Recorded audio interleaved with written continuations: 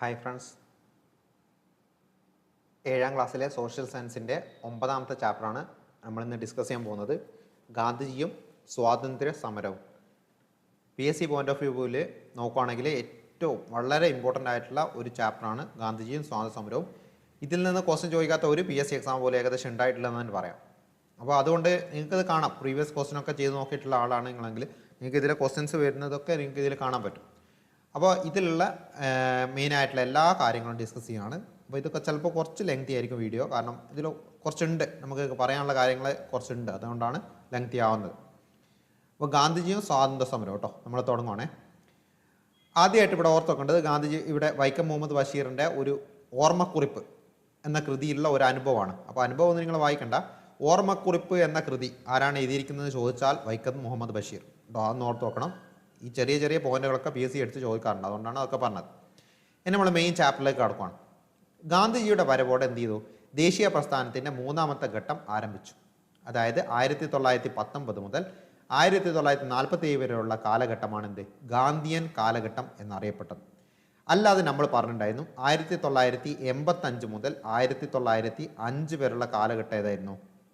മിതവാദി കാലഘട്ടമായിരുന്നു അല്ലേ? മിതവാദി കാലഘട്ടം. അതിനുശേഷം ഈ 1919 വരെ ഏകദേശം എന്താണ്? തീവ്രവാദ കാലഘട്ടമാണ്. മിതവാദി, തീവ്രവാദി. ഓക്കെ, ഞങ്ങൾക്ക് 2 കേസ് നമ്മൾ തൊട്ട് മുമ്പത്തെ ചാപ്റ്ററിൽ പറഞ്ഞതാണ്. അപ്പോൾ അതുവരെ തീവ്രവാദി കാലഘട്ടമായിരുന്നു. പിന്നെ എന്താണ്? തീവ്രദേശീയ കാലഘട്ടം. തീവ്രവാദി എന്ന് വെച്ചാൽ തീവ്രദേശീയ കാലഘട്ടമാണ്, അതാണ് ഉദ്ദേശിക്കുന്നത്. പിന്നെ 19 മുതൽ 49 വരെയാണ് ഗാന്ധിയൻ കാലഘട്ടം എന്നറിയപ്പെടുന്നത്. അത് ഗാന്ധിജിയായിരുന്നു മെയിൻ ആയിട്ടുള്ള സമര രീതികളൊക്കെ ഗാന്ധിജിയായിരുന്നു ഫോം ചെയ്തതും നയിച്ചതും, അതുകൊണ്ടാണ് അത് പറയുന്നത്. അപ്പോൾ അതിൽ ഫസ്റ്റ് നോക്കേണ്ട എന്തായിരിക്കും? ഗാന്ധിജിയുടെ ആഗമനം, ഇന്ത്യയിലേക്ക് ഗാന്ധിജി വന്നതാണ്. അപ്പോൾ ഇതൊക്കെ എല്ലാ പോയിന്റും ഇമ്പോർട്ടൻ്റ് ആണ്. മഞ്ഞയിൽ മാർക്ക് ചെയ്ത എല്ലാ പോയിന്റുകളും അതേപോലെ തന്നെ നിർബന്ധമായിട്ട് പഠിച്ചു നോക്കണം. ഒന്നാമത്തെ പോയിന്റ്, 1915 ജനുവരി 9 എന്ത് ചെയ്തത്? ഗാന്ധിജി ഇന്ത്യയിൽ തിരിച്ചെത്തിയത്. ഓക്കെ, 1914 എന്ത് ചെയ്തു? അങ്ങനെ പുറപ്പെട്ടെങ്കിലും, ദക്ഷിണാഫ്രിക്കയിൽ നിന്ന് പുറപ്പെട്ടെങ്കിലും 1915 ജനുവരി 9 എന്ത് ചെയ്യുന്നത്? ഇന്ത്യയിൽ എത്തുന്നത്. അതുകൊണ്ട് തന്നെ ജനുവരി 9 എന്തറിയപ്പെടുന്നു? ഭാരതീയ പ്രവാസി ദിവസ് അതായിട്ട് അറിയപ്പെടുന്നത് ജനുവരി 9. ഇനി അഹിംസയിൽ അധിഷ്ഠിതമായ സത്യാഗ്രഹം എന്നൊരു പുതിയ സമര രീതി രൂപപ്പെടുത്തി. അതാരും രൂപപ്പെടുത്തിയെന്ന് വെച്ചാൽ ആരാണ്? ഗാന്ധിജിയാണ്. ഇനി ആശയ പ്രചാരണത്തിന് വേണ്ടി ഗുജറാത്തിലെ അഹമ്മദാബാദിൽ അദ്ദേഹം സമർബതി ആശ്രമം സ്ഥാപിച്ചു. ഗാന്ധിജി സമർബതി ആശ്രമം സ്ഥിതി ചെയ്യുന്ന എവിടെയാണെന്ന് ചോദിച്ചാൽ എവിടെയാണ്? അഹമ്മദാബാദ് എവിടെയാണ്? ഗുജറാത്ത്. ഞാൻ ഓരോ സെന്റൻസ് വായിക്കുമ്പോൾ അതുമായിട്ട് ബന്ധപ്പെട്ട പ്രീവിയസ് ചോദിച്ച ക്വസ്റ്റ്യൻസും ഞാൻ എന്ത് ചെയ്യുക ഒന്ന് പറയാം കേട്ടോ. അപ്പോൾ നിങ്ങൾക്കത് ക്വസ്റ്റ്യൻ ചോദിക്കുന്ന മെത്തേഡ് കൊണ്ടൊന്ന് മനസ്സിലാവും. ഇനി ആദ്യകാല സമരങ്ങളിലേക്ക് പോവാണേ. അപ്പോൾ ഗാന്ധിജിയുടെ ആദ്യത്തെ സമരമാണ് ഏത്? 1917 ചമ്പാരൻ സത്യാഗ്രഹം. അപ്പോൾ ഗാന്ധിജിയുടെ ആദ്യത്തെ സത്യാഗ്രഹം എന്ന് ചോദിച്ചാൽ ചമ്പാരൻ സത്യാഗ്രഹമാണ് 1917. ചമ്പാരൻ എവിടെയാണെന്ന് ചോദിക്കാറുണ്ട്. ബീഹാറിലാണ് ചമ്പാരൻ. ചമ്പാരനിലെ നീലം കർഷകർ എന്ത് ചെയ്യുന്നു? തോട്ടം ഉടമകളായിട്ടുള്ള ബ്രിട്ടീഷുകാർ ചൂഷണം ചെയ്തതിനെതിരെ നടന്ന ഒരു സത്യാഗ്രഹമാണിത്, ചമ്പാരൻ സത്യാഗ്രഹം. അപ്പോൾ ചമ്പാരൻ ബീഹാറിലാണ്, ഓർത്തോക്കണം. 1917 നടക്കുന്നത്. ഗാന്ധിജിയുടെ ഇന്ത്യയിലെ ആദ്യത്തെ സത്യാഗ്രഹം കേട്ടോ. അങ്ങനെ തന്നെ ചോദിക്കണേ. ഗാന്ധിജിയുടെ ആദ്യത്തെ സത്യാഗ്രഹം എന്നൊക്കെ ചോദിച്ചാൽ ഇന്ത്യയിലല്ല, ശരിക്കും സൗത്ത് ആഫ്രിക്കയിലാണ് വരുന്നത്. അപ്പോൾ ഇന്ത്യയിലെ ആദ്യത്തെ സത്യാഗ്രഹം ഏതാണ്? ചമ്പാരൻ സത്യാഗ്രഹമാണ്. ഇനി അത് കഴിഞ്ഞിട്ട് 1917 കഴിഞ്ഞു. 18 എന്ത് ചെയ്തു? ഗാന്ധിജി അഹമ്മദാബാദിലെ തുണിമിൽ തൊഴിലാളികളുടെ വേതന കൂട്ടാൻ വേണ്ടിയിട്ട് ഒരു സമരം നയിച്ചു. ഗാന്ധിജി ഇന്ത്യയിൽ നടത്തിയ ആദ്യത്തെ നിരാഹാര സത്യാഗ്രഹമായിരുന്നു ഇത്. ഓക്കെ, ഗാന്ധിജിയുടെ ഇന്ത്യയിലെ ആദ്യത്തെ നിരാഹാര സത്യാഗ്രഹം ഏതാണെന്ന് ചോദിച്ചാൽ ഏതാ? 1918 അഹമ്മദാബാദിലെ തുണിമിൽ തൊഴിലാളികൾക്ക് വേണ്ടി നടന്ന അഹമ്മദാബാദ് മിൽ സ്ട്രൈക്ക് എന്നാണ് പറയുക. അഹമ്മദാബാദ് മിൽ സ്ട്രൈക്ക്, അതാണ് നിരാഹാര ശ്രമം. അഹമ്മദാബാദ് എവിടെയാ? അത് ഗുജറാത്തിൽ തന്നെയാണ് അഹമ്മദാബാദ്. അപ്പോൾ ഇവിടെ നിങ്ങൾക്ക് അവിടെ ബാഡ് എന്ന് കാണാം അല്ലെ? അഹമ്മദാബാദ്. അതായത് നിരാഹാര സമരം ഒരു ബാഡ് സമര രീതിയാണെന്ന് ഓർത്ത് വെച്ചാൽ ഇന്ത്യയിലെ ഗാന്ധിജിയുടെ ആദ്യത്തെ നിരാഹാര സമരം ഏതാണെന്ന് ഓർത്ത് വെക്കാം? അഹമ്മദാബാദിലെ തുണിമില്ലാണെന്ന് ഓർത്ത് വെക്കാം. കാരണം ഇതൊക്കെ ഏകദേശം ഒരേപോലെ തന്നെ വരും. ഇവിടെ ബീഹാർ എന്ന് ഓർത്ത് വെക്കാം. എന്ത് ഓർത്ത് വെച്ചാൽ മതി? ബിരിയാണി ചെമ്പ് എന്ന് ഓർത്ത് വെക്കാം അല്ലേ? ബിരിയാണി ചെമ്പ് എന്ന് പറയില്ല നമ്മൾ നോർമലി. അപ്പോൾ ബീഹാർ ചമ്പാരൻ, ബിരിയാണി ചെമ്പ് എന്നുള്ള ഓർത്ത് വെച്ചാൽ മതി. ഇനി അതേ വർഷം, അതായത് ഏത് വർഷം തന്നെ? 1918 തന്നെ എന്ത് ചെയ്തു? ഗുജറാത്തിലെ ഗേദയിൽ ഒരു പ്രകൃതി പ്രക്ഷോഭത്തിൽ എന്ത് ചെയ്തു? കാർഷിക വിളകൾ വ്യാപകമായിട്ട് നശിച്ചുപോയി. അപ്പോൾ വിളവ് മോശമായതിനാൽ നികുതി ഇളവ് നൽകണമെന്ന് കർഷകർ ആവശ്യപ്പെട്ടപ്പോൾ ബ്രിട്ടീഷുകാർ എന്ത് ചെയ്തു? അത് നിഷേധിച്ചു. അപ്പോൾ അതിനെതിരെ സമരം നടത്തി. അപ്പോൾ ആ ആവശ്യം നിരസിച്ചപ്പോൾ ഗാന്ധിജി എന്ത് ചെയ്തു? നികുതി നിഷേധത്തിന് സമരം നടത്തി. അപ്പോൾ ഇന്ത്യയിലെ ആദ്യത്തെ നികുതി നിഷേധ സമരം, ഗാന്ധിജിയുടെ ഇന്ത്യയിലെ ആദ്യ നികുതി നിഷേധ സമരം എന്ന് വെച്ചാൽ ഗേദയാണ് കേട്ടോ, ഗേദ. അപ്പോൾ അതും ഓർത്തോക്കണം, ഗുജറാത്തിലാണ് ഗേദ. ഓക്കെ, അപ്പോൾ ആ 3 സമരങ്ങൾ പറഞ്ഞേ, 17, 18 രണ്ടെണ്ണം. അപ്പോൾ അത് രണ്ടെണ്ണം എല്ലാം ഇമ്പോർട്ടൻ്റ് ആണ്.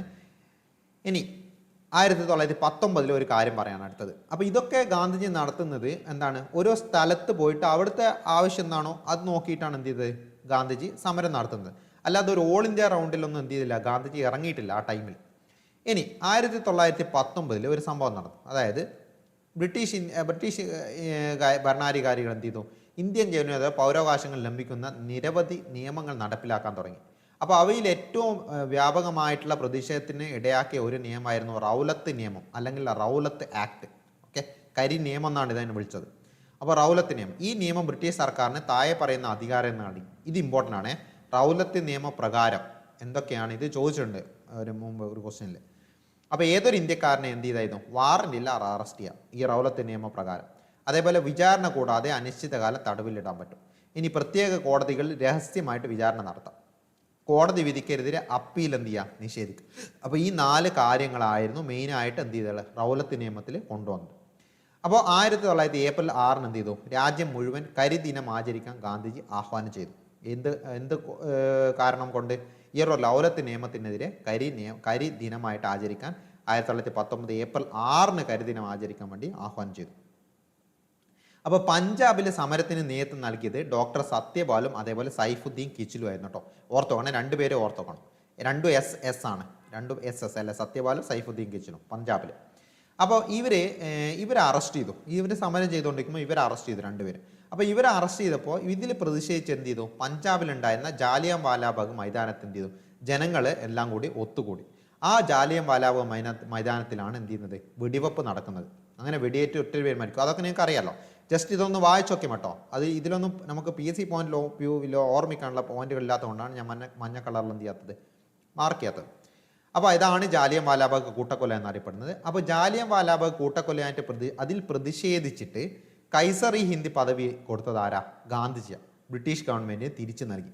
അത് ബ്രിട്ടീഷുകാർ കൈസർ ഇ ഹിന്ദ് എന്നുള്ള ഒരു പദവി കൊടുത്തിട്ടുണ്ടായിരുന്നു ഗാന്ധിജിക്ക്. അത് ബ്രിട്ടീഷുകാർക്ക് തന്നെ തിരിച്ചു കൊടുത്തു. അതേപോലെ ബ്രിട്ടീഷുകാർക്ക് നൽകിയ സാർ പദവി രവീന്ദ്രനാഥ് ടാഗോർ എന്ത് ചെയ്തു? ഉപേക്ഷിച്ചു. അതേപോലെ ദേശവ്യാപകമായ പ്രക്ഷേപങ്ങൾ സംഘടിപ്പിച്ചു. അപ്പോൾ ഇതിലെ ആദ്യത്തെ 2 പോയിന്റ് നല്ല ഇമ്പോർട്ടൻ്റ് ആണ്. ഇതിൽ മുമ്പ് ചോദിച്ചിട്ടുണ്ട്, ജാലിയൻ വാലാബാഗ് കൂട്ടക്കൊലയുമായിട്ട് ബന്ധപ്പെട്ട് കൈസർ ഈ പദവി തിരിച്ചു നൽകിയത് ആരാണ്? അപ്പോൾ ഗാന്ധിജി. അപ്പോൾ സാർ പദവി തിരിച്ചു നൽകിയത് രവീന്ദ്രനാഥ ടാഗോറാണ്. ഇനി അതിൽ നമുക്ക് ജാലിയൻ വാലാബാഗിൽ ഓർത്ത് വെക്കേണ്ട ഒരു ആളുണ്ട്, ഉദ്ധം സിംഗ്. ഉദ്ധം സിംഗ് എന്ത് ചെയ്തു? കുട്ടിയായിരുന്ന മുമ്പായിരുന്നു ഈ ജാലിയൻ വാലാബാഗ് കൂട്ടക്കൊല നടക്കുന്നത്. അപ്പോൾ ഇതിന് ദൃക്സാക്ഷിയായിരുന്നു ഈ ഉദ്ധം സിംഗ്. ഈ ഉദ്ധം സിംഗ് എന്ത് ചെയ്തെന്ന് വെച്ചാൽ കൂട്ടക്കൊലയ്ക്ക് നേതൃത്വം നൽകിയ മൈക്കിൾ ഒ ഡയർ എന്നുള്ള നേതൃത്വം നൽകിയത് മൈക്കിൾ ഒ ഡയർ ആയിരുന്നു. അപ്പോൾ ഇദ്ദേഹത്തെ എന്ത് ചെയ്തു? വർഷങ്ങൾക്ക് ശേഷം അദ്ദേഹം ഇംഗ്ലണ്ടിൽ ചെന്നിട്ട് വധിച്ചു. അതായത് 1940. അപ്പോൾ 1940 ജൂലൈ 31 എന്ത് ചെയ്തു? ഉദ്ധം സിംഗിനെ വധശിക്ഷയ്ക്ക് വിധേയമാക്കി. ഇതുമായിട്ട് ബന്ധപ്പെട്ടിട്ട് ഇനി ഖിലാഫത്ത് പ്രസ്ഥാനം, ഇതും 1919 തന്നെയാണ് വരുന്നത്. 1919 20ലേക്ക് എത്തിയിട്ടില്ല നമ്മൾ. ഖിലാഫത്ത് പ്രസ്ഥാനം എന്താണെന്നുള്ളത് പറയുന്നത്. അതായത് തുർക്കി, ആ സമയത്ത് തുർക്കി എന്തായിരുന്നു? തുർക്കി കേന്ദ്രമായ ഭരണം നടത്തിയ ഉസ്മാനിയ അല്ലെങ്കിൽ ഓട്ടോമാൻ സാമ്രാജ്യത്തിൻ്റെ ഭരണാധികാരി ഖലീഫ എന്നാണ് അറിയപ്പെട്ടത്. അപ്പോൾ തുർക്കിയായിരുന്നു അവരുടെ ഭരണകേന്ദ്രം. അവരുടെ സാമ്രാജ്യം ഏതാ? ഓട്ടോമാൻ സാമ്രാജ്യം. നമ്മൾ മുഗൾ സാമ്രാജ്യം എന്നൊക്കെ പറയില്ല, അതേപോലെ തന്നെ ഓസ്മാനിയ അല്ലെങ്കിൽ ഓട്ടോമാൻ സാമ്രാജ്യം എന്നായിരുന്നു അറിയപ്പെട്ടത്. അവരുടെ ഭരണാധികാരി അറിയപ്പെട്ട പേരാണ് ഖലീഫ. അപ്പോൾ 1-ാം ലോക മഹായുദ്ധത്തിൽ ബ്രിട്ടൻ്റെ എതിർ സഖ്യത്തിലായിരുന്നു ഈ തുർക്കി സാമ്രാജ്യം. ബ്രിട്ടൻ ഒരു ഭാഗത്ത്, ഈ തുർക്കികൾ ഉൾപ്പെടുന്ന രാജ്യങ്ങളൊക്കെ വേറൊരു ഭാഗത്തായിരുന്നു. അപ്പോൾ യുദ്ധത്തിൽ ഖലീഫയ്ക്കെതിരായ ബ്രിട്ടീഷ് നടപടിയിൽ പ്രതിഷേധിച്ച് എന്ത് ചെയ്യും? ഈ ഖിലാഫത്ത് പ്രസ്ഥാനം രൂപം കൊണ്ടു. അതായത് മുസ്ലിംസിൻ്റെ മെയിൻ നേതാവാണ് ഈ ഖലീഫ എന്ന് പറയുന്നത്. അപ്പോൾ മുസ്ലിംസ് എല്ലാം കൂടി ജോയിൻ ചെയ്ത് അവർ എന്ത് ചെയ്തു? ഖിലാഫത്ത് എന്നുള്ള പ്രസ്ഥാനം കൊണ്ടുവന്ന് ബ്രിട്ടീഷുകാർക്കെതിരായിട്ട്. അപ്പോൾ അതിൻ്റെ നേതാക്കളായിരുന്നു ഏതൊക്കെ? മൗലാന ഷൗക്കത്ത് അലിയും അതേപോലെ മൗലാന മുഹമ്മദ് അലിയുമായിരുന്നു ഇതിൻ്റെ നേതാക്കൾ. ഇവർ അറിയപ്പെട്ട പേരാണ് ഇത് അലി സഹോദരന്മാർ. അത് ഓർത്തോക്കണേ, അലി സഹോദരന്മാർ മൗലാന ഷൗക്കത്ത് അലിയും മൗലാന മുഹമ്മദ് അലിയാണ്. ഇനി അഖിലേന്ത്യാ ഖിലാഫത്ത് കമ്മിറ്റിയുടെ പ്രസിഡന്റ് പദവി വഹിച്ചത് ഗാന്ധിജിയാണ് കേട്ടോ. അതൊരു മുസ്ലിമാണ്, നിങ്ങൾ ഓർത്ത് ഒരിക്കലും തെറ്റിപ്പോയത്. അത് അഖിലേന്ത്യാ ഖിലാഫത്ത് കമ്മിറ്റിയുടെ പ്രസിഡന്റ് ആരായിരുന്നു? ഗാന്ധിജിയായിരുന്നു. അപ്പോൾ അത് എന്തിനാണെന്ന് വെച്ച് കഴിഞ്ഞാൽ ശരിക്കും ഈ സമയത്ത് ഈ മുസ്ലിം ഹിന്ദു എന്തായിരുന്നു അവരുടെ സൗഹൃദം കൂട്ടി ഉറപ്പിക്കാൻ വേണ്ടിയിട്ടും ഈ ഒരു ഖിലാഫത്ത് പ്രസ്ഥാനം വഴിയൊരുക്കുമെന്ന് വിശ്വസിച്ചുകൊണ്ടാണ് ഗാന്ധിജി അത് ഏറ്റെടുത്തത് മെയിനായിട്ട്. അപ്പോൾ 1919 ഒക്ടോബർ 17 എന്ത് ചെയ്തു? ഇന്ത്യയിലുടനീളം ഖിലാഫത്ത് ദിനമായിട്ട് ആചരിച്ചു. 1919 ഒക്ടോബർ 17. ഇനി അടുത്തതാണ് നിസ്സഹകരണ പ്രസ്ഥാനം. നിസ്സഹകരണ പ്രസ്ഥാനമാണ് അടുത്ത പറയാൻ പോകുന്നത്. അപ്പോൾ ഗാന്ധിജിയുടെ നേതൃത്വത്തിൽ ഇന്ത്യൻ നാഷണൽ കോൺഗ്രസ് നടത്തിയ ബഹുജന സമരമായിരുന്നു ഇത് നിസ്സഹകരണ സമരം എന്നുള്ളത്. അപ്പോൾ ഗാന്ധിജിയുടെ നേതൃത്വത്തിൽ ഇന്ത്യൻ നാഷണൽ കോൺഗ്രസ് നടത്തിയ ആദ്യത്തെ ബഹുജന സമരം ഏതാണെന്ന് ചോദിച്ചാൽ അത് നിസ്സഹകരണ പ്രസ്ഥാനമാണ്. 1920 നിസ്സഹകരണ പ്രസ്ഥാനം കൊണ്ടുവരുന്നത്. അപ്പോൾ 1920 കൊൽക്കത്തയിൽ ചേർന്ന ഇന്ത്യൻ നാഷണൽ കോൺഗ്രസിൻ്റെ പ്രത്യേക സമ്മേളനം, കൊൽക്കത്തയിൽ ചേർന്ന സ്പെഷ്യൽ സമ്മേളനത്തിലാണ് എന്ത് ചെയ്തത്? നിസ്സഹകരണ സമരത്തിന് അംഗീകാരം നൽകിയത്. അതും ഓർത്ത് നോക്കണം, വെരി ഇമ്പോർട്ടൻ്റ് ആണ്.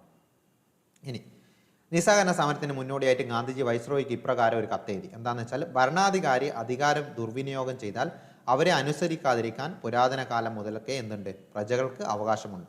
അപ്പോൾ ഇത് ആരഭിപ്രായപ്പെട്ടതാണെന്ന് ചോദിക്കാറുണ്ട്. ആരഭിപ്രായപ്പെട്ടതാ? ഗാന്ധിജി അഭിപ്രായപ്പെട്ടതാണ് കേട്ടോ.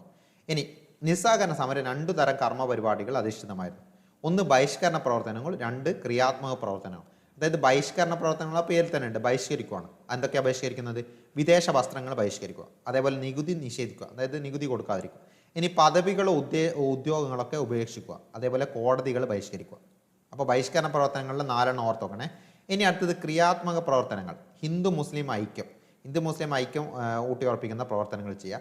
ഇനി ഖാദി വസ്ത്രങ്ങളുടെ പ്രചാരണത്തിന് വേണ്ടിയിട്ടുള്ള പരിപാടികൾ കൊണ്ടുവരിക. ഐത്തോച്ചാടനം എന്ന് വെച്ചാൽ എന്താ? അതായത് അന്ന് സമൂഹത്തിൽ ഒത്തിരി പ്രശ്നങ്ങളുണ്ടായിരുന്നു. ഈ ഐത്തം തൊട്ടുകൂടായ്മക്കെന്ന് പറഞ്ഞിട്ട് ഇന്ത്യൻ സമൂഹത്തിൽ അന്നേ പ്രശ്നം ഉണ്ടായിരുന്നു.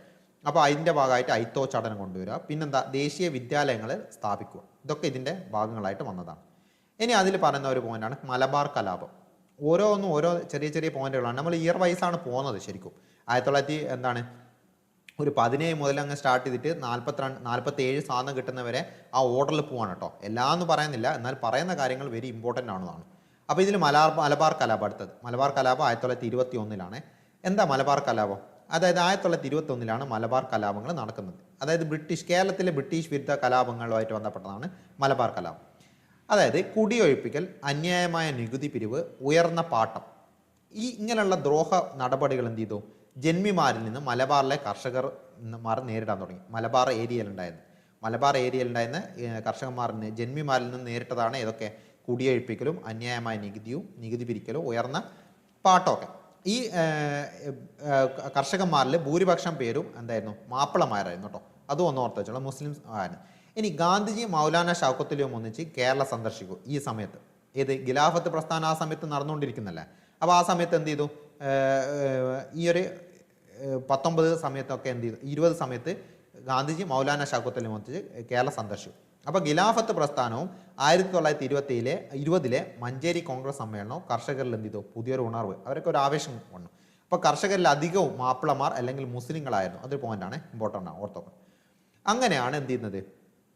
മലബാർ കലാപം വരുന്നത്. അപ്പോൾ മലബാർ കലാപം പൊട്ടിപ്പുറപ്പെടാനുള്ള കാരണം ഇതായിരുന്നു. പൂക്കോട്ടൂർ ഖിലാഫത്ത് കമ്മിറ്റി സെക്രട്ടറി വടക്കേ വീട്ടിൽ മുഹമ്മദിനെ അറസ്റ്റ് ചെയ്യാൻ എത്തിയ പോലീസിന് എന്ത് ചെയ്തു? ഈ ജനങ്ങളെ തടഞ്ഞു. അപ്പോൾ ഖിലാഫത്ത് നേതാവായിരുന്ന ആലി മുസല്യാരെ അറസ്റ്റ് ചെയ്തു എന്നുള്ള തെറ്റായ വാർത്തയും പരന്നു. ഇതോടെ മലബാറിലുള്ള ഏതൊക്കെ താലൂക്കുകളിലാണ്? ഏറനാട്, വള്ളുവനാട്, പൊന്നാനി താലൂക്കുകളിൽ കലാപം തുടങ്ങി കേട്ടോ. അത് ഓർത്തോക്കണം. ഇതൊക്കെ പെറുക്കി ഒരു PSC ചോദിക്കാറുണ്ട്. ഏറനാട്, വള്ളുവനാട്, പൊന്നാനി താലൂക്കുകൾ. ഇനി ബ്രിട്ടീഷുകാരുടെ സഹായികളായിട്ട് പ്രവർത്തിച്ച ജന്മിമാർക്കെതിരെയും കലാപകാരികൾ എന്ത് ചെയ്തു? രോഷം കൊണ്ടു. അപ്പോൾ കലാപത്തിന് നേതൃത്വം നൽകിയ ആൾക്കാരാണ് ഏത്? ആലി മുസല്യാർ, വാരിയംകുന്നത്ത് കുഞ്ഞഹമ്മദ് ഹാജി എന്നിവരെ എന്ത് ചെയ്തു? ബ്രിട്ടീഷുകാർ വധിച്ചു, കലാപത്തിന് നേതൃത്വം നൽകിയത്. അപ്പോൾ ഇതിലുള്ള എല്ലാ പോയിന്റും ഇമ്പോർട്ടൻ്റ് ആണ്, എല്ലാം നന്നായിട്ട് തന്നെ പഠിച്ചോണം. ഇനി വാഗൺ ട്രാജഡി അല്ലെങ്കിൽ വാഗൺ കൂട്ടക്കൊല. മലബാർ കലാപത്തിന് ആയിട്ട് ബന്ധപ്പെട്ട ഒരു സംഭവമാണ് വാഗൺ കൂട്ടക്കൊല. 1921 നടക്കുന്നത് കേട്ടോ. അതായത് മലബാർ കലാപത്തിൽ അറസ്റ്റ് ചെയ്യപ്പെട്ട 90ഓളം കലാപകാരികൾ എന്ത് ചെയ്തു? തിരൂർ റെയിൽവേ സ്റ്റേഷനിൽ ചെന്നിട്ട് ഒരു ഗുഡ്സ് വണ്ടിയില്ലേ, അതായത് ചരക്ക് തീവണ്ടി, അതിൽ കുത്തി നിറച്ചിട്ട് എന്ത് ചെയ്തു? കോയമ്പത്തൂരിലേക്ക് കൊണ്ടുപോയി. അപ്പോൾ കോയമ്പത്തൂരിന് അടുത്തെത്തിയപ്പോൾ അടുത്തുള്ള ഒരു സ്ഥലമുണ്ട് പോത്തന്നൂരിനുള്ള എത്തിയപ്പോൾ എന്ത് ചെയ്തു? ആ വാഗൺ തുറന്നു നോക്കിയപ്പോൾ 72 പേരെന്ത് ചെയ്തു? മരിച്ചിട്ടുണ്ടായിരുന്നു അതിൽ, ശ്വാസം കിട്ടാതെ. അപ്പോൾ അങ്ങനെ 1921 നവംബർ 10 നടന്ന ഈ ഒരു ദാരുണ സംഭവമാണ് ഇത് വാഗൺ കൂട്ടക്കൊല എന്നറിയപ്പെടുന്നത് കേട്ടോ. ഈ ഇയർ വിത്ത് ഡേറ്റ് ഓർത്തോക്കണേ, 1921 നവംബർ 10. വാഗൺ ട്രാജഡി, വാഗൺ കൂട്ടക്കൊല. പോത്തന്നൂർ വെരി ഇമ്പോർട്ടൻ്റ് ആണ്, പോത്തന്നൂർ ഓർത്തോക്കണം. പോത്തന്നൂരിൻ്റെ അടുത്ത് വെച്ചിട്ടാണ് എന്ത് ചെയ്യുന്നത്? സംഭവം നടക്കുന്നത്. ഇനി അടുത്തത് ചൗരി ചൗര സംഭവം. ചൗരി ചൗര സംഭവം എന്താ? ഉത്തർപ്രദേശിലാണ് ചൗരി ചൗര സംഭവം നടക്കുന്നത്. അതായത് 1920 എന്ത് ചെയ്തു? നമ്മൾ പറഞ്ഞു നിസ്സഹകരണ സമരം സ്റ്റാർട്ട് ചെയ്തു. അങ്ങനെ ഇതിങ്ങനെ കണ്ടിന്യൂ ചെയ്തു പോകുന്നതിൻ്റെ ഇടയ്ക്ക് എന്ത് ചെയ്തു? 1922 നടന്ന ഒരു സംഭവമാണ് ഇത്. ഉത്തർപ്രദേശിൽ നടന്ന ഒരു സംഭവമാണ് ചൗരി ചൗര. അതായത് ജനക്കൂട്ടം, അതായത് ജനങ്ങൾ എന്ത് ചെയ്തു? പോലീസുമായിട്ട് ഒരു പ്രശ്നം ഉണ്ടാവും. അങ്ങനെ പോലീസ് സ്റ്റേഷൻ അഗ്നിക്കിരയാക്കും. അങ്ങനെ 22 പോലീസുകാർ എന്ത് ചെയ്തു? അവിടെ കൊല്ലപ്പെട്ടു. അപ്പോൾ 1922 ആ 22 നിങ്ങൾക്ക് ഓർത്ത് വെക്കാമല്ലോ, പെട്ടെന്ന് കിട്ടും. ഉത്തർപ്രദേശിലാണ് ചൗരി ചൗര, ഓർത്ത് വെക്കണേ, അതും ഇമ്പോർട്ടൻ്റ് ആണ്. അപ്പോൾ ഈ ഒരു കാരണം കൊണ്ട് എന്ത് ചെയ്തു? ഗാന്ധിജി അത് ഭയങ്കര ബുദ്ധിമുട്ടുണ്ടാക്കി, ഈ ഒരു പോലീസ് സ്റ്റേഷൻ കത്തിച്ചത്. അങ്ങനെ നിസ്സഹകരണ സമരം എന്ത് ചെയ്തു? പൂർണ്ണമായും നിർത്തിവെക്കാൻ വേണ്ടിയിട്ട് ഗാന്ധിജി എന്ത് ചെയ്തു? തീരുമാനിച്ചു. അപ്പോൾ ഗാന്ധിജി നിസ്സഹകരണ സമരം നിർത്തിവെക്കാൻ കാരണമായതെന്ന് ചോദിക്കാറുണ്ട്. ചൗരി ചൗര സംഭവം, 1922 ചൗരി ചൗര സംഭവം. ഇനി അടുത്തത് വൈക്കം സത്യാഗ്രഹം കേട്ടോ. വൈക്കം സത്യാഗ്രഹം അത് കേരളത്തിലാണ് വൈക്കം സത്യാഗ്രഹം. ഇയർ ഏതാണെന്ന് വെച്ചാൽ 1924 നടക്കുന്നത്. അതായത് വൈക്കം ക്ഷേത്രത്തിൻ്റെ മതിൽക്കെട്ടിന് പുറത്തുള്ള വഴിയിലൂടെ അവർണ ജാതിക്കാർ സഞ്ചരിക്കാനുള്ള അവകാശം തന്നെ ഇല്ലായിരുന്നു. അതായത് ക്ഷേത്രത്തിൻ്റെ ചുറ്റിലുള്ള മതിൽക്കെട്ടിനോട് പുറത്തൂടെ എന്ത് ചെയ്തായിരുന്നു?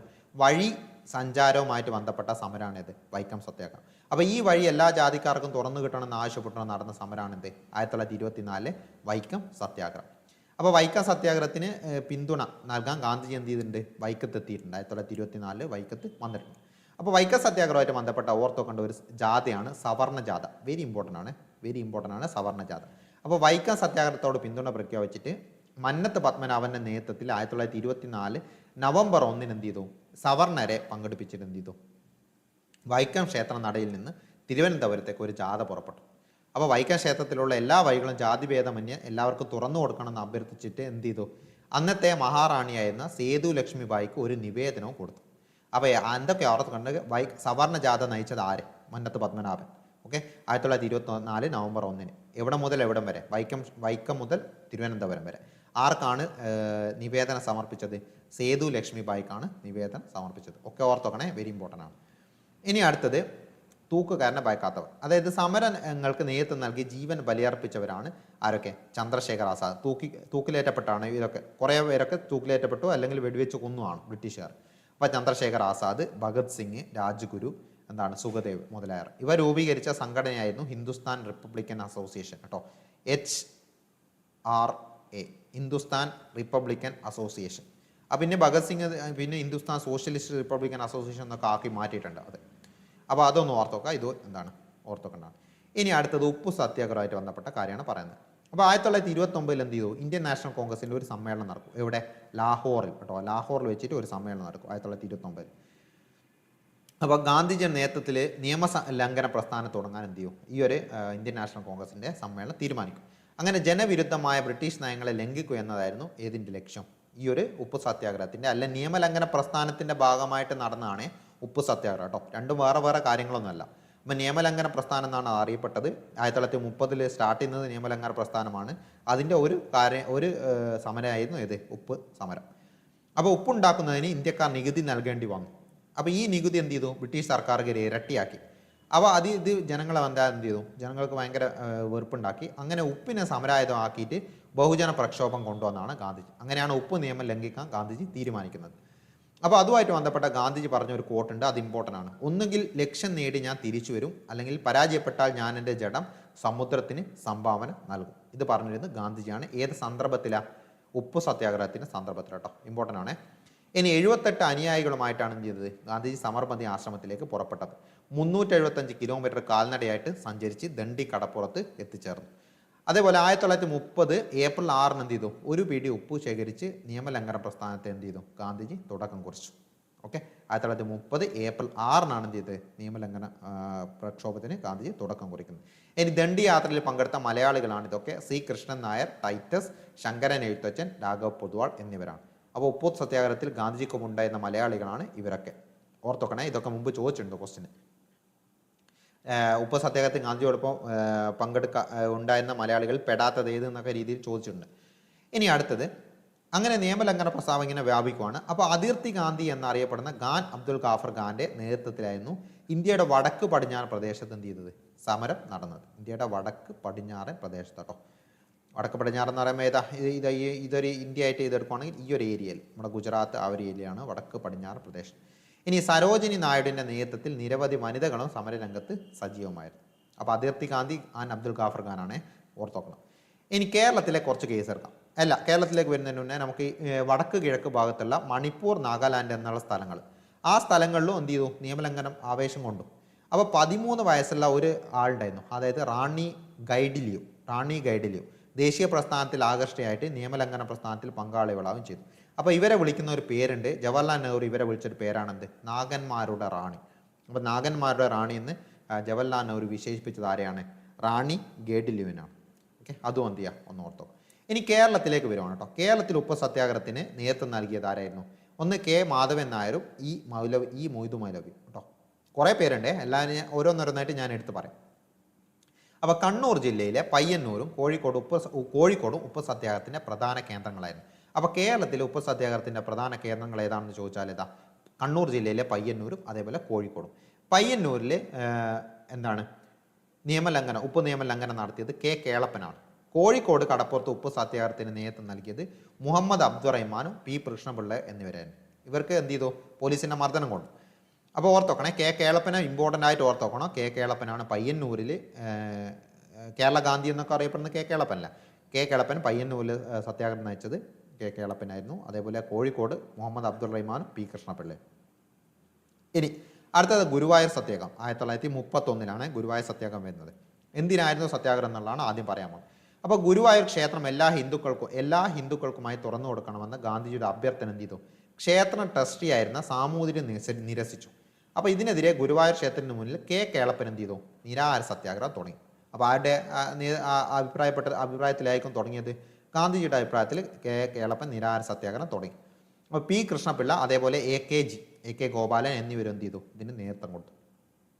അപ്പോൾ എന്ത് ചെയ്തു, അത് പിന്നീട് ഗാന്ധിജിയുടെ പിന്തുണയോട് ആരംഭിച്ച സത്യാഗ്രഹം ആയതുകൊണ്ട് തന്നെ അത് വിജയിച്ചു. എന്ത് ചെയ്തു, എല്ലാവർക്കും ക്ഷേത്രം എന്ത് ചെയ്തു, തുറന്നു കൊടുത്തു, ക്ഷേത്രത്തിലേക്കുള്ള പ്രവേശനം. അപ്പോൾ ഗുരുവായൂർ സത്യാഗ്രഹം 31 ഓർത്തോക്കണേ, കെ കേളപ്പൻ ഓർത്തോക്കണം, പി കൃഷ്ണപിള്ളയും ഓർത്തോക്കണം, എ കെ ജിയും ഓർത്തോക്കണം. ഇനി അടുത്തത് അംബേദ്കറും പൂനാ സന്ധിയും. ഓരോന്നായിട്ട് പറയുകയാണ്. ആദ്യമായിട്ട് ഇനി വട്ടമേശ സമ്മേളനങ്ങളിൽ പങ്കെടുക്കുകയും അയിത്തജാതിക്കാരുടെ സാമൂഹ്യ അവശതകൾ പരിഹരിക്കുന്നതിന് അവരെ രാഷ്ട്രീയ അധികാരത്തിൽ പങ്കാളിയാക്കണമെന്ന് ബ്രിട്ടീഷ് ഗവൺമെൻറ്റിനോട് ആവശ്യപ്പെടുകയും ചെയ്ത ആളാണിത്, BR അംബേദ്കർ.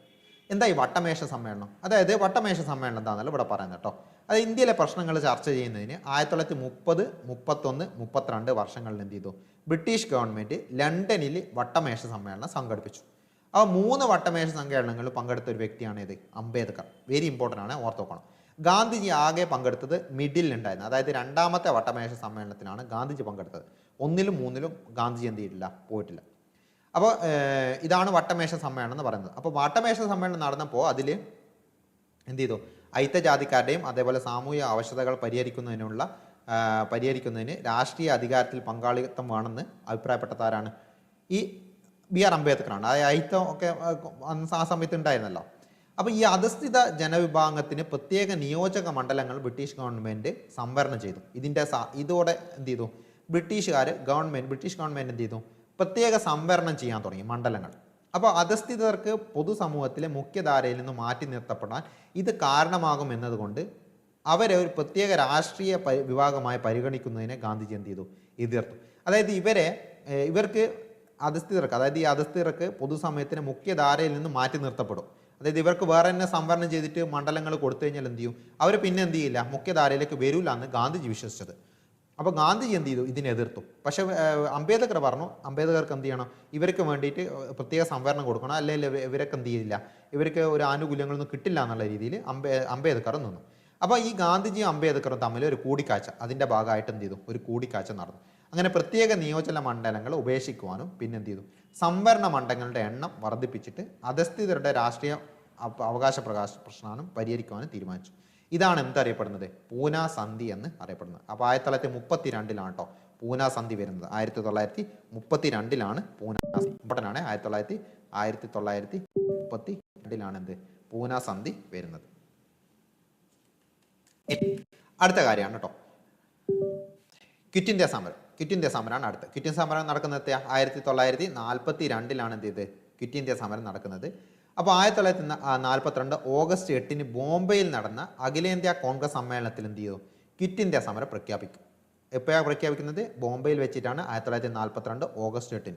അപ്പോൾ എല്ലാ അധികാരങ്ങളും ഇന്ത്യക്കാർക്ക് കൈമാറി ബ്രിട്ടീഷുകാർ ഇന്ത്യ വിട്ടുപോകണമെന്ന് സമ്മേളനത്തിൽ എന്ത് ചെയ്തു? ആവശ്യപ്പെട്ടു. ഇനി ഗാന്ധിജി തൻ്റെ പ്രസംഗത്തിൽ പറഞ്ഞതാണിത്. എന്ത്?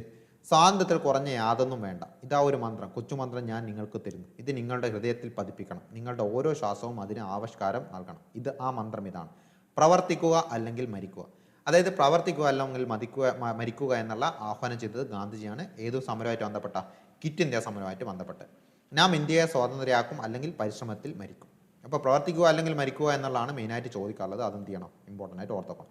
അപ്പോൾ ഈ ഒരു ക്വിറ്റ് ഇന്ത്യ സമരത്തോടെ എന്ത് ചെയ്തു? കോൺഗ്രസിലെ ഒട്ടുമിക്ക എല്ലാ നേതാക്കളെ അറസ്റ്റ് ചെയ്ത് ജയിലിലടക്കും.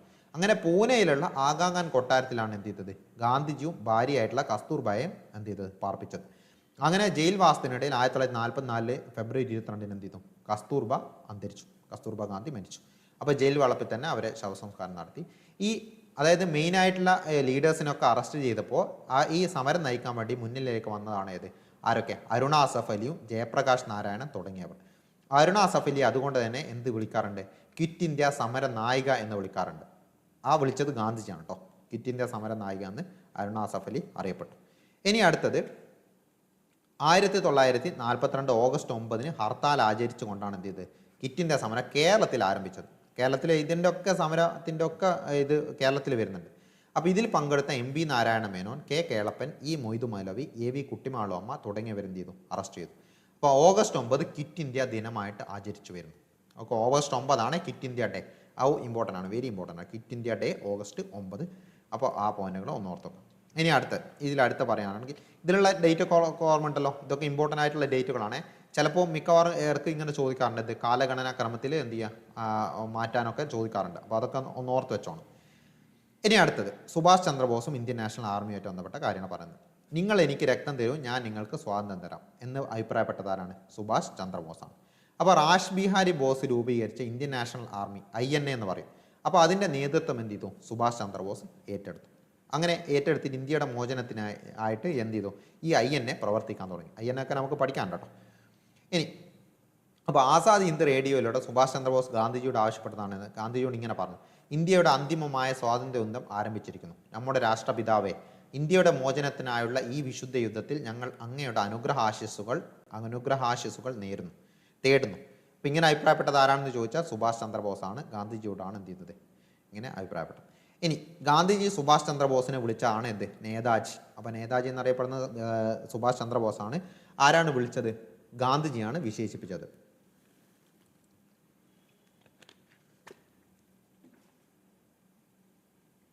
ഇനി അടുത്തത് ജയ് ഹിന്ദ് എന്ന മുദ്രാവാക്യം ആരുടെയാണ്? സുഭാഷ് ചന്ദ്രബോസിൻ്റെ സംഭാവനയാണ് ഇത്, ജയ് ഹിന്ദ് എന്ന മുദ്രാവാക്യം. ഇനി INAയും മലയാളികളും. ഇന്ത്യൻ നാഷണൽ ആർമിയാണ് ഈ INA. അതായത് INAയുടെ വനിതാ വിഭാഗം നേതാവായിരുന്നു മലയാളിയായിട്ടുള്ള ആര്? ക്യാപ്റ്റൻ ലക്ഷ്മി. ഇത് ഇപ്പോൾ അടുത്ത് റീസെൻ്റായിട്ട് ക്വസ്റ്റ്യൻ ചോദിച്ചു. സുഭാഷ് ചന്ദ്രബോസിൻ്റെ സമര രീതികൾ ആകർഷണനായിട്ട് INAയിൽ ചേർന്ന ധീരനായ മലയാളിയായിരുന്നു ആര്? വക്കം അബ്ദുൽ ഖാദർ കേട്ടോ. അബ്ദുൽ ഖാദർ മൗലവിയോ എന്നല്ലേ, അത് വേറെ തന്നെ ആളാണ്. അത് നമുക്ക് എല്ലാം തന്നെ പഠിക്കാനുണ്ട്. കേരള റിലയൻസ് സെൻസ് ലീഡറാണത്. ഇത് വക്കം അബ്ദുൽ ഖാദർ. ഇദ്ദേഹത്തെ എന്ത് ചെയ്തു? ബ്രിട്ടീഷ് ഗവൺമെൻറ് 26ാമത്തെ വയസ്സിൽ തൂക്കിക്കൊന്നു. അപ്പോൾ തൂക്കിലേറ്റിന് മുമ്പുള്ള ഒരു കത്തൊക്കെ നിങ്ങൾക്ക് ഇവിടെ കാണാൻ പറ്റും. അതൊന്ന് ജസ്റ്റ് വായിച്ചൊക്കെ മതി, വേണം അതൊന്നും നിർബന്ധമില്ല. അപ്പോൾ ഇതിൽ ക്യാപ്റ്റൻ ലക്ഷ്മി ഓർത്തോക്കണം. വനിതാ വിഭാഗ നേതാവ് ക്യാപ്റ്റൻ ലക്ഷ്മി ആയിരുന്നു. പിന്നെ വക്കം അബ്ദുൽ ഖാദറാണ് INAയിൽ ചേർന്ന മലയാളി. യെസ്. ഇനി അടുത്തത് മുഹമ്മദ് അലി ജിന്നയും പാകിസ്ഥാൻ വാദവും. 1940 നമ്മൾ മുന്നേ പഠിച്ചിട്ടുണ്ട്. എന്ത് 1906 തന്നെ എന്ത് ചെയ്തു? 1906 തന്നെ എന്ത് ചെയ്തിട്ടുണ്ടായിരുന്നു? മുസ്ലിം ലീഗ് രൂപീകരിച്ചിട്ടുണ്ടായിരുന്നു. അപ്പോൾ ഈ 1940 മുസ്ലിം ലീഗിൻ്റെ സമ്മേളനം എവിടെ നടക്കും? ലാഹോറിൽ നടന്നു. അപ്പോൾ മുസ്ലിം ഭൂരിപക്ഷ പ്രദേശങ്ങൾ ഉൾപ്പെടുത്തിയിട്ട് പാകിസ്ഥാൻ എന്ന പേരിലുള്ള ഒരു രാഷ്ട്രം രൂപീകരിക്കണമെന്ന് എന്ത് ചെയ്തു? ഈ സമ്മേളനത്തിൽ ആവശ്യപ്പെട്ടു. അപ്പോൾ ഭിന്നിപ്പിച്ചു ഭരിക്കുക എന്നുള്ള ഒരു തന്ത്രം ഓൾറെഡി ബ്രിട്ടീഷുകാർക്ക് ഉണ്ടായിരുന്നല്ലോ.